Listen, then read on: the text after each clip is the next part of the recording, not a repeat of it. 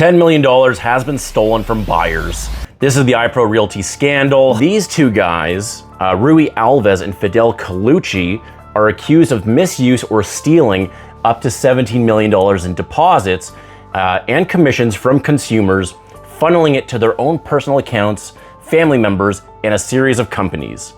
To date, $10.5 million is still not accounted for. So RICO, which is our governing body, caught wind of this back in May. Yet for whichever reason, they allowed IPRO Realty to continue collecting deposits till August. So why does that period of time matter? Well, think of it like this. 3 to 4 months, they're continuing to collect deposits, large amounts, 50,000, 100,000, 200,000, whatever it might be. Now, deposits are held in a trust account. So the name basically says it all. It's meant to be a trusted source. This is kept separate from your operating expenses as a company. This account, your trust account, is solely for deposits.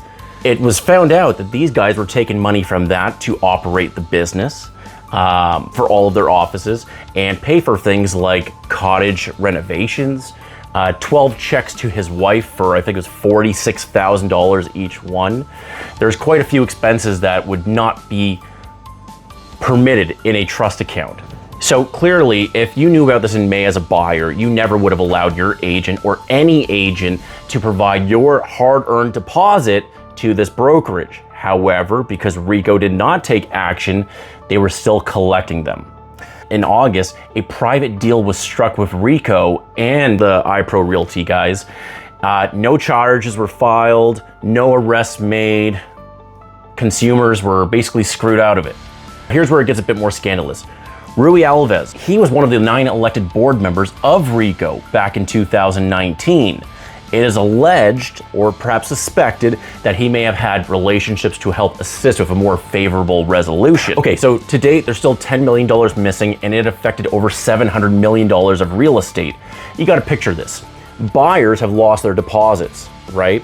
Sellers have to either accept it, or buyers have to come up with it, or will the bank still finance these deals if this amount's missing? It's a whole legal mess. Agents, the ones who did that work, will not be compensated through commissions. There's no money there. So the last, say, 4 to 6 months of a realtor's income source may have been wiped out to nothing. Lastly, 2,400 agents that were working there now need to find a place to work. So it's just chaos right now in the industry because of this. So based on what you're hearing, would you trust the Real Estate Council of Ontario to properly handle brokerages misusing your funds?